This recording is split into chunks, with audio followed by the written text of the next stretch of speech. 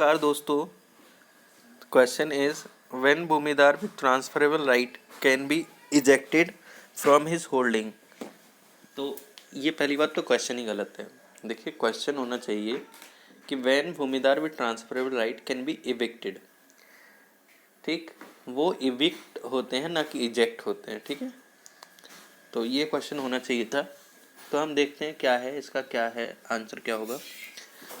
तो देखिए, पहली बात तो भूमिदार विद ट्रांसफरेबल राइट वो व्यक्ति होते हैं जिनके पास ट्रांसफरेबल राइट होता है।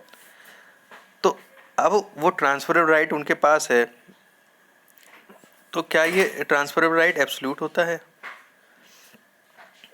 तो ये ट्रांसफरेबल राइट आपका देखो कंट्रावेंशन ऑफ द कोड में ना हो तो ये एब्सोल्यूट नेचर का ही होता है वैसे तो कंट्रावेंशन ऑफ कोड में यानी कि कोई प्रोविज़न दे रखे होते हैं, जैसे कि आप जो है कौन सी लैंड को आप ट्रांसफ़र नहीं कर सकते या किस व्यक्ति को ट्रांसफ़र नहीं कर सकते। जैसे भूमिदार भी ट्रांसफरेबल राइट आपका जो है शेड्यूल कास्ट से बिलोंग करता है।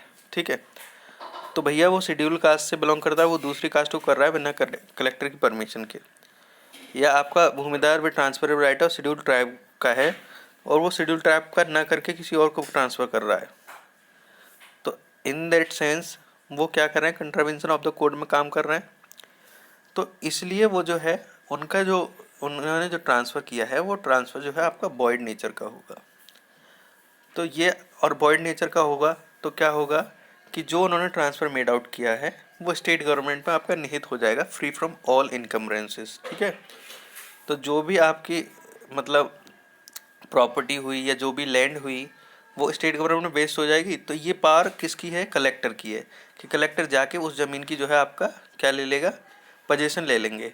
और जब पोजीशन ले लेंगे तो पोजीशन कैसे ले लेंगे? आप सीधे साधे पोजीशन दे दोगे क्या? आप मान लो लैंड के ऑक्यूपायर हो, आप सीधे साधे दे दोगे, कलेक्टर साहब आए और आपने दे दी। कुछ लोग दे भी सकते हैं, लेकिन कुछ लोग अगर नहीं भी देते हैं तो उनके खिलाफ जो है नेसेसरी फोर्स यूज किया जा सकता है। तो यही इस चीज़ में कहा गया है, एक बार पढ़ के सुना दे रहा हूँ मैं। According to section 104 any transfer made in violation of this code shall be void. ठीक है, यानी कोई भी ट्रांसफ़र जो वायलेशन ऑफ कोड में बनाया गया है वो वॉइड होगा। एंड देयर आफ्टर कॉन्सिक्वेंसेज आपका 105 में मेंशन है, वो फॉलो करनी पड़ेंगी, यानी कि उनको जो है देखना पड़ेगा। देखते हैं क्या है। तो 105 आपका क्या है कि कोई भी ट्रांसफ़र जो वायलेशन ऑफ कोड में बना है तो सब्जेक्ट मैटर होता है उस ट्रांसफ़र का वो स्टेट गवर्नमेंट में निहित हो जाएगा। Whenever any transfer is made in violation of this code, then the subject matter of such transfer shall be based in the state government, free from all encumbrances. Section 105 clause 2 कहता है कि कोई भी land या कोई भी other property जो कि आपके स्टेट गवर्नमेंट में वेस्टेड है 105 क्लॉज 1 के तहत, तो ये लॉफुल होगा कलेक्टर को कि वो पोजीशन ले लें उस लैंड की और निर्देश दें उस व्यक्ति को जो ऑक्यूपाई कर रहा है लैंड को कि भैया आप यहाँ से निकल जाइए, इविक्ट कर दीजिए। और इस पर्पज़ के लिए कलेक्टर क्या कर सकता है, यूज़ कर सकता है कोई भी फोर्स, नेसेसरी बल आपका यूज़ कर सकता है या करवा सकता है। मान लो 2-3 बंदे इकट्ठे करवाए कि इनको जो है निकलवाया जाए उस जगह से, जो भी आपका नेसेसरी हो। तो आपका इसका मतलब क्या होगा कि हाँ, भूमिदार विद ट्रांसफर राइट को इविक्ट किया जा सकता है अपनी होल्डिंग से अगर वो कोई भी ट्रांसफ़र अपना कंट्रावेंशन ऑफ कोड में बनाता है। तो ये आपका आंसर हो गया, सिंपल। उसके बाद सेकंड क्वेश्चन देखते हैं। On what ground an asami में be ejected, what remedy does he have on wrongful ejectment. ठीक है, अब देखो असामी कौन होता है। असामी आपको पहले तो बेसिक नेचर बता देना चाहिए, तो इससे क्या होता है कि आपको आइडिया है। असामी कोई भी व्यक्ति वो होता है जिसके लिए हमें लैंड लेट आउट करते हैं। लैंड लेट आउट किया या तो लैंड होल्डर करेगा या भूमिधर करेगा। अब लैंड होल्डर कर रहा है तो वो क्यों अपनी किस भूमि को लेट आउट करता है? या तो उस पर ज़्यादा ज़मीन है, या वो काम नहीं कर पा रहा है, या वो डिसेबल्ड है, मतलब कोई भी कंडीशन हो सकती है मे बी। तो वो ईयर टू ईयर असामी को जो है आपका जो है लेट आउट की गई है, मान लो कोई भी ज़मीन, और आपका ईयर टू ईयर की गई है और वो मान लो उस पर्पज़ के लिए की गई है, एग्रीकल्चर पर्पज़ के लिए, और वो भैया उस पर जो है चने मतलब कुछ और कर रहा है, ठीक है, जो कि अलाउड नहीं है लॉ के द्वारा। तो ऐसे केसेस में ना क्या करते हैं लैंड होल्डर और ग्राम पंचायत क्या करती हैं, जाके सूट कर देती हैं। ठीक है, अब सूट कर दिया, ठीक है, कोर्ट में जाके तो कोर्ट में जाके सू करती हैं कि भैया जो है इनको असामी साहब को निकाला जाए। अब असामी साहब को कोर्ट देखता है कि हाँ निकाल दिया जाए, ठीक। तो क्या सूट ही कर सकता है, ये भी क्वेश्चन आपके अंदर होगा। तो सिर्फ सूट ही नहीं, आप जो है कंपनसेशन के लिए या कोई भी आपका जो है आपको लग रहा है कि उस पर डैमेज अकर हुआ है, उस उसकी भरपाई के लिए या उसकी भरपाई के अलावा आप जो है मान लो वो कुछ करना चाह रहा है, कोई गलत काम करना चाह रहा है, तो उसे रोकने के लिए, इंजेक्ट करने के लिए, या आप ये चीज़ ना करें जिससे आपको इर्रिपेरेबल लॉस या इंजरी हो सकती है। तो ये सब चीज़ें आपका देखते हुए जो है, या फिर तीसरी चीज़ ये हो सकती है, मान लो कोई उसने उस जगह पर कोई भी आपका जो है डैमेज कर दिया या वेस्ट कर दी है, तो आप जो है उसकी रिपेयर के लिए भी आप जो है क्लेम कर सकते हो सूट के साथ साथ इन ल्यू ऑफ, ठीक है। ये बेसिक हो गया आपका। अब कभी कभी ऐसा होता है कि आपने जो है गलती यानी रॉन्गफुली इजेक्ट कर दिया किसी को, असामी को, यानी कि आपने जो है जानबूझ के असामी को ऐसे इजेक्ट कर दिया है जो कि प्रोविजन ऑफ लॉ के हिसाब से नहीं है, ठीक है, रॉन्गफुली है, अनलॉफुली है। उस सेंस में क्या होगा, उसके पास कोई रेमेडी है कि नहीं? हाँ, तो उसके पास रेमेडी ये है कि वो जाके कोर्ट ऑफ लॉ में सू करेगा। कोर्ट ऑफ लॉ में सू करेगा तो क्या करेगा, वो ये कहेगा कि मुझे जो है रॉन्गफुली इविक्ट किया गया है। तो कोर्ट देखेगा कि हाँ वाकई में इनको रॉन्गफुली इविक्ट किया गया है, तो उन्हें जो है पोजीशन दे देगा उस लैंड की, या फिर पोजीशन ना दे पाए तो उनकी जो है भरपाई के लिए कंपनसेशन जो है आपका कोर्ट ऑर्डर कर देगा। तो ये आपका बेसिक आइडिया हो गया इस क्वेश्चन का। अब पढ़ते हैं क्या क्या है इसमें। तो सेक्शन 131 प्रोवाइड कराता है कि कोई भी असामी वो जब तक लायबल नहीं होगा इजेक्टमेंट के लिए, जब तक कि कोई लैंड होल्डर या ग्राम पंचायत सूट दायर ना करे, ठीक है। अब सूट दायर करेगी तो कोई ना कोई ग्राउंड तो होगा। तो ये ग्राउंड जो है 131 में करीब 7 ग्राउंड के करीब हैं जो कि आपका मेंशन कर रखा है। 6 या 7 ग्राउंड, मतलब 6 है, 6 ग्राउंड। तो देखते हैं कौन कौन से ग्राउंड हैं। सबसे पहले ये है कि जो इंटरेस्ट ऑफ असामी है लैंड में, वो आपका एक्सटिंग्विश हो गया है, यानी कि जो असामी का कोई भी इंटरेस्ट था उस लैंड में वो ख़त्म हो चुका है, अब उसका कोई पर्पज़ नहीं है। तो उसके इजेक्टमेंट के लिए आप कर सकते हैं सूट। सेकंड है आपका कि जब असामी ईयर टू ईयर होल्डिंग कर रहा था, तो मान लो उसका टाइम एक्सपायर होने वाला है या उसका टाइम जो है एक्सपायर हो चुका है, इन दोनों ही सेंस में आप इवेक्शन के लिए सूट, वो इजेक्टमेंट के लिए सूट दायर कर सकते हैं। तीसरा है आपका कि मैंने बताया ना, वो असामी जो है एक सेक्शन 84 में कोई पर्पज़ दे रखा है, इस पर्पज़ के लिए आप यूज़ कर सकते हैं। उसके अलावा वो दूसरे पर्पज़ के लिए लैंड को यूज़ कर रहा है, तो उस केस में भी आप इजेक्टमेंट की सूट आप जो है डाल सकते हैं। तीसरा है जब लैंड होल्डर आपका डिसेबल था तब तो उसने लेट आउट कर दी थी असामी को। अब वो डिसेबल नहीं रहा, दिव्यांग नहीं रहा, मान लो उसका एक्सीडेंट हो गया था, उसका पैर टूट गया था, अब वो लैंड को अच्छे से होल्ड नहीं कर पा रहा था, काम नहीं कर पा रहा था, तो उसने असामी को लेट आउट कर दी ज़मीन। अब वो सही हो गया है और वो चाहता है कि क्या कहते हैं, अब वो ज़मीन खुद की ज़मीन पे खुद कल्टिवेट करे, तो इन द सेंस वो इजेक्टमेंट के लिए आपका जो है सूट कर सकते हैं। तो ये फोर्थ में दे रखा है। उसके बाद पांचवा ये है कि जब असामी आपका जो है लैंड पे था, तो उनका जो एरियर्स ऑफ रेंट थे, यानी कि रेंट जो था उन्होंने 1 साल से अधिक पे ही नहीं किया। और 1 साल से अधिक पे नहीं किया वो तो चलो कोई बात नहीं, ठीक है। और फिर जो है उसके पास डिमांड ऑफ नोटिस भी आई कि आप पे कर दो, तो वो डिमांड ऑफ नोटिस के 30 दिन भी बीत गए तब भी उसने पे नहीं किया, तो आपका जो है वहाँ आप जो है सूट कर सकते हैं। तो सूट में आपका कॉज ऑफ एक्शन में क्या क्या मेंशन होगा कि भैया इस डेट से जो है और 1 साल से लगभग अधिक हो चुका है, मान लीजिए आप कहो कि जो है असामी जो है आपका दिसंबर 2021 से आपका रेंट पे नहीं कर रहा है और अभी जो है जनवरी 2023 हो गई है, यानी कि लगभग 2 साल से ज़्यादा हो चुका है या 1 साल से ज़्यादा हो चुके हैं, आप ऐसे करके शो कर सकते हैं।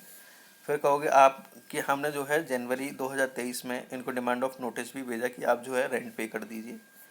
अब जो है फेब 2023 यानी कि 1 महीना पास हो चुका है और तब भी इन्होंने पे नहीं किया है, तो आप कॉज ऑफ एक्शन बता सकते हैं कि यहाँ से आपका कॉज ऑफ एक्शन आपका अराइज होता है। यही जब प्लेंट लिखते हैं तो ऐसे ही लिखते हैं हम, ठीक है। तो ये आपका सूट का नेचर हो जाएगा कि आप ऐसे करके मेंशन कर सकते हैं, ठीक। उसके बाद आपका एफ में होता है जब असामी ने जो है ट्रांसफ़र की है होल या पार्ट ऑफ लैंड, ठीक है, जो कि उसके द्वारा होल्ड की जाती है और वो जो है प्रोविज़न ऑफ द कोड के कंट्रीब्यूशन में है, ठीक है। तो असामी ने या तो पूरा या पार्ट ऑफ लैंड जो है आपका जो है, जो उसके द्वारा होल्ड किया जाता है उसको जो है आपने ट्रांसफ़र कर दिया असामी ने। अब इस पे है no notice to quit to the asami shall be necessary before filing a suit under the section.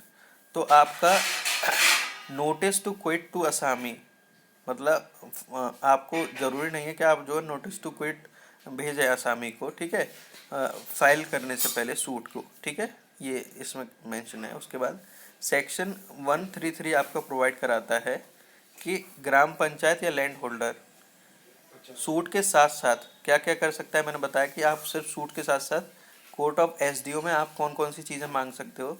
आप इंजंक्शन के लिए फाइल कर सकते हो, for injunction restraining him from putting the land to any unauthorised use या कॉजिंग एनी वेस्ट और damages to it, ठीक है। ये लगभग ये जो ग्राउंड है ये सिंपली ग्राउंड, जैसे आपका ऑर्डर 39 आप पढ़ोगे सीपीसी सिविल प्रोसीजर कोड का, तो उसमें भी दे रखा है आप कोई अनऑथराइज यूज़ करते हो या कोई भी आप जो है कोई भी वेस्ट करते हो या कोई भी डैमेज करते हो, तो उस सेंस में आपको इंजेक्ट कराया जा सकता है, आपसे आप प्रतिरोध लगाया जा सकता है कि आप जो है उस मतलब ज़मीन को उस वे में यूज़ ना करें। ये आपका कोड जो है, तो आप ये सूट के साथ साथ ये भी आप इसके इंजेक्शन के लिए भी अप्लाई कर सकते हैं। उसके अलावा आप जो है कंपनसेशन के भी अप्लाई कर सकते हो। मान लो कोई भी यूज़ या वेस्ट या डैमेज हो गया है उस भूमि पर, तो उसकी भरपाई के लिए भी आप जो है केस कर सकते हो। और तीसरा है आपका मरम्मत के लिए, कोई भी वेस्ट हो गया है, कोई भी डैमेज हो गया है उस लैंड पे, तो उसकी मरम्मत के लिए। अब आपका रेमेडीज़ क्या है, उपचार क्या है रॉन्गफुल इजेक्टमेंट के।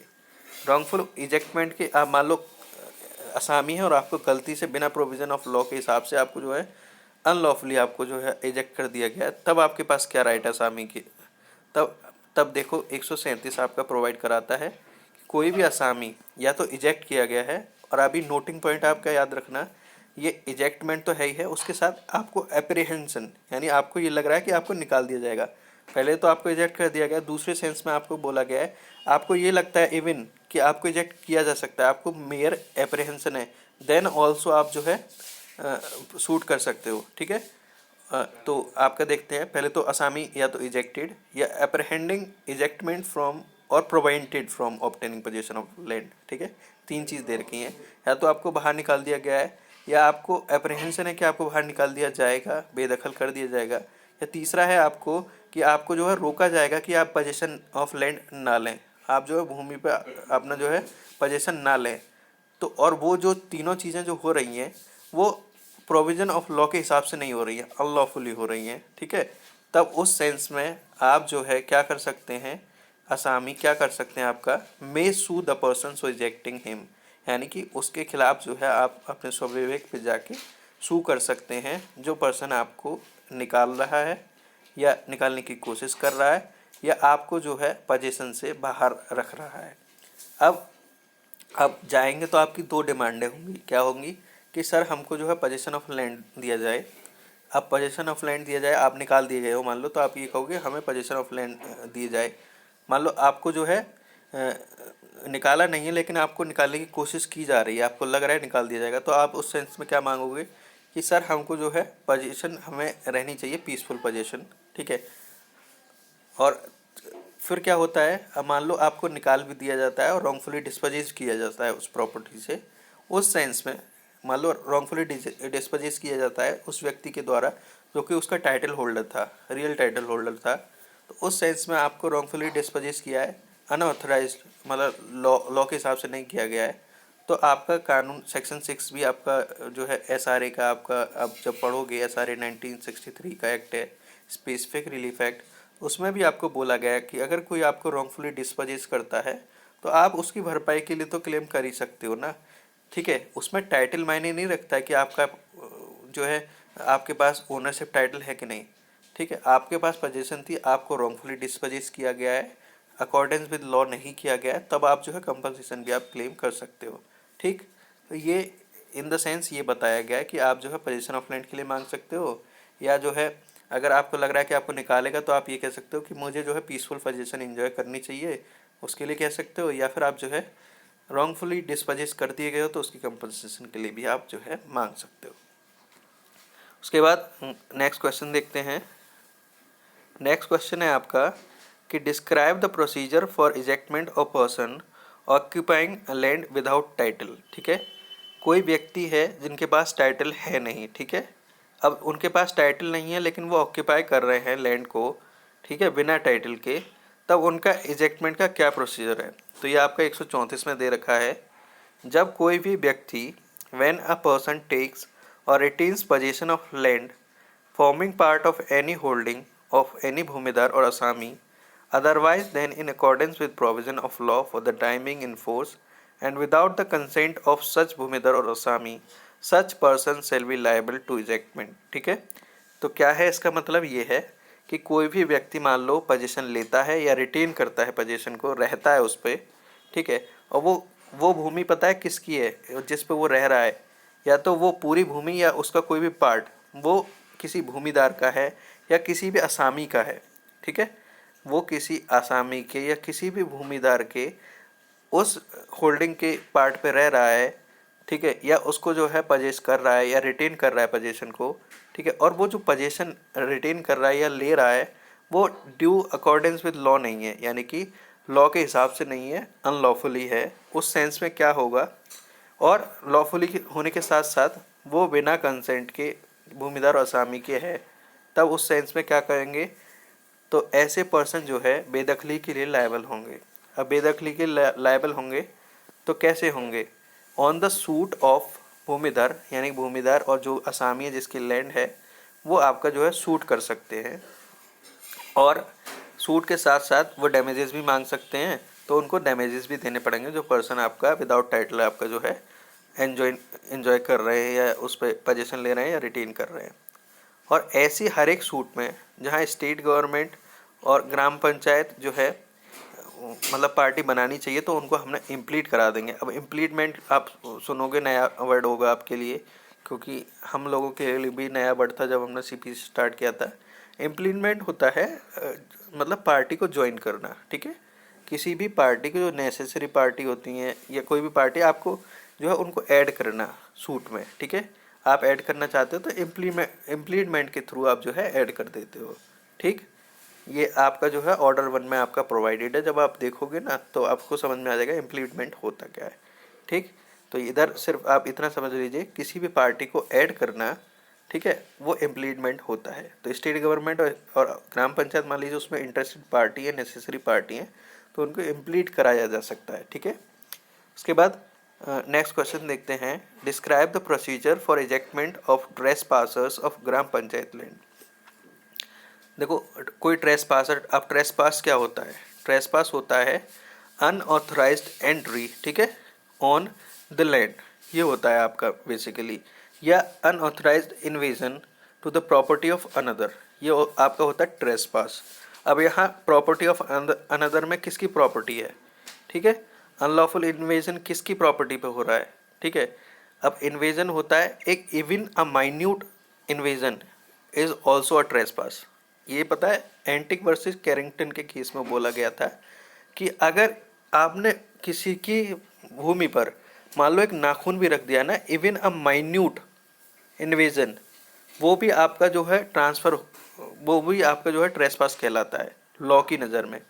ये आपका टॉट का केस है, इसमें कहा गया था कि माइन्यूट इन्वेजन जो कि अनऑथराइज इन्वेजन है तो वो भी आपका ट्रेसपास कहलाता है। जैसे मैं आपको एक ट्रेसपास टू ऑब्जेक्ट समझा रहा हूँ, जैसे मान लीजिए किसी का जो है आपका रुपया रखा है, मेज़ पे रखा है, आप गए और आपने जो है उस रुपये को छुआ, ठीक है, छुआ, अब जो है आपने छुआ तो अनऑथराइजली छुआ ना, ठीक, आपने मान लो उसको मूव भी नहीं किया, ठीक है, तो उसमें क्या होता है, डिसऑनेस्ट इंटेंशन आपकी नापी जाएगी कि आपकी किस इंटेंशन से आपने छुआ है।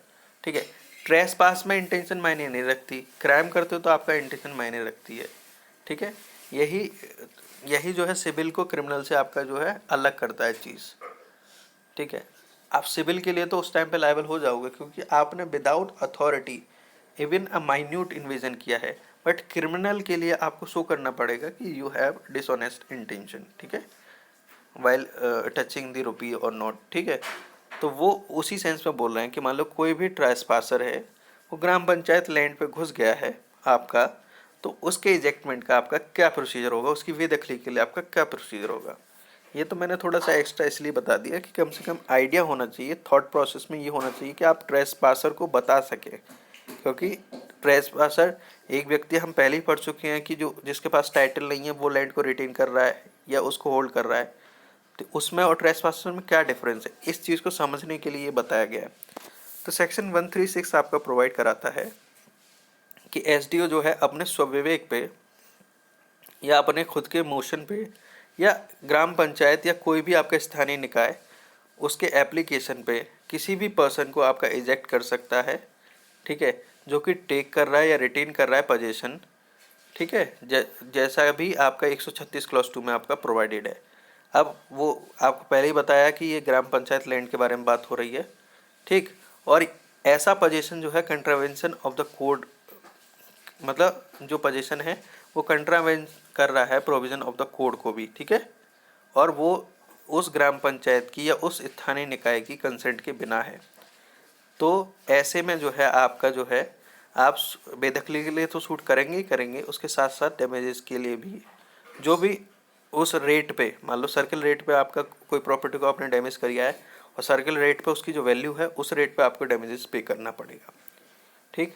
अब सेक्शन 136 क्लॉज 2 में देख लेते हैं कौन कौन सी कैटेगरीज ऑफ लैंड हैं जिन पे आप जो है ट्रेसपासर को इजेक्ट कर सकते हैं 136 के तहत। तो वो देख लेते हैं। एनी लैंड इंटरेस्टेड और deem to be interested to any gram panchayat और local authority under the provision of this code, ठीक है, जैसा कि सेक्शन 59 में आपका मान लो मेंशन है वैसी प्रॉपर्टी, या कोई भी लैंड जिस पे ग्राम पंचायत या लोकल अथॉरिटी वो इंटाइटल है पोजीशन लेने के लिए इस कोड के प्रोविजन के हिसाब से, ठीक, या कोई भी लैंड जो कि क्या कहते हैं बिलोंग करती है ग्राम पंचायत की या ओन की जाती है ग्राम पंचायत या लोकल अथॉरिटी द्वारा। लोकल अथॉरिटी में आपका एक तरह से भूमि प्रबंधक समिति समझ लीजिए, और ही है ना, या तो स्थानीय निकाय या आपका जो है ग्राम पंचायत।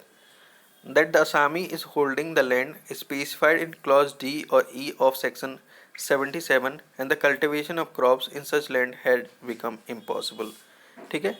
77 क्लॉज डी और ई के हिसाब से आप जो है असामी होल्ड कर रहे हो और उस पर जो है कल्टीवेशन ऑफ क्रॉप आपका जो है इम्पॉसिबल हो गया है कि आप जो है एक बार कर सकते हो दूसरी बार नहीं कर सकते, जैसे ग्रोव लैंड वाले एरिया होता है, ठीक है, और उस पर एक बार कर लिया अब दूसरी बार नहीं कर सकते, ठीक। तो उस सेंस में आपको जो है आपको इजेक्ट किया जा सकता है, ठीक है, क्योंकि आप दोबारा करना चाह रहे हो और वो प्रोविज़न ऑफ कोड के हिसाब से नहीं है और विदाउट कंसेंट भी है ग्राम पंचायत और लोकल अथॉरिटी के लिए, तो आप जो है सूट इजेक्टमेंट की सूट के साथ साथ उस डैमेजेस के लिए भी लायबल हो जाओगे। उसके बाद पांचवा है आपका दैट द असामी was admitted to the land under clause D of section 125 and the gram panchayat proposes to use it for public purpose, ठीक है। मान लो आप जो है 125 क्लॉज डी के हिसाब से असामी बने हैं, अब जो है ग्राम पंचायत चाहता है कि उस भूमि को पब्लिक पर्पज़ के लिए यूज़ किया जाए, और मैं आपको पहले के क्वेश्चंस में कई बार बता चुका हूँ कि जो सुप्रीमेसी जो होता है और पब्लिक वेलफेयर होता है ना वो सुप्रीम होता है, यानी कि जो वेलफेयर ऑफ पीपल जो होता है वो सबसे सुप्रीम लॉ होता है। ये मैं पहले के क्वेश्चंस में भी बता चुका हूँ, ये मैं दोबारा भी रिपीट कर रहा हूँ। तो उसी सेंस में ये पांचवी क्लॉज है कि जहां आसामी को आपने 125 क्लॉज डी के तहत आपने जो है एडमिट किया था लैंड पर, अब जो है ग्राम पंचायत चाहती है कि वो पब्लिक पर्पज़ के लिए यूज़ करे, उस सेंस में आपको इजेक्टमेंट के लिए आपको जो है सूट की जा सकती है एप्लीकेशन पे, और ये आप देख ही चुके हो क्या क्या है मोशन, या तो वो खुद के मोशन पे या एप्लीकेशन पे, ठीक। तो ऐसे जो है आपको इजेक्ट किया जा सकता है। 136 क्लॉज 2 ये प्रोवाइड कराता है कि कोई भी व्यक्ति इविक्ट नहीं किया जाएगा इस सेक्शन के अंतर्गत unless adequate opportunity to show cause has been afforded to him, यानी कि आपका जो नेचुरल जस्टिस का प्रिंसिपल है, ठीक है, नेचुरल जस्टिस के प्रिंसिपल क्या है, दो प्रिंसिपल है, नेबो जिडेक्स कॉजासु, यानी कि आप जो है ये है कि कोई भी व्यक्ति खुद के केस में खुद जज नहीं बन सकता, ठीक है। मान लो ग्राम पंचायत है वो आपको निकाल दे, ठीक है, ऐसी ग्राम पंचायत को भी पावर नहीं है अनलेस एंड अनटिल वो एप्लीकेशन दायर करें एसडीओ के ऑफिस में, ठीक है। उसी हिसाब से आपका जो है दूसरे व्यक्ति को आप निकाल रहे हो, एसडीओ साहब डायरेक्ट नहीं निकाल सकते अनलेस उस पर्सन को अपॉर्चुनिटी ऑफ बीइंग हर्ड दी गई है, यानी फेयर हियरिंग का मौका दिया गया है। तो ये जो है 136 क्लॉज 3, ये आप कुछ नहीं है, नेचुरल जस्टिस के प्रिंसिपल्स को फॉलो कराता है कि the person should have a principle of audi alteram partem यानी कि रूल ऑफ फेयर हियरिंग। तो ये आपका जो है यहाँ आपका ख़त्म होता है। बाकी जब भी आप ये क्वेश्चंस पढ़ा करेंगे तो उसको हमेशा बेरेट के साथ कॉम्प्लीमेंट करके पढ़ेंगे। ठीक है, यहाँ ख़त्म होता है। धन्यवाद भाइयों।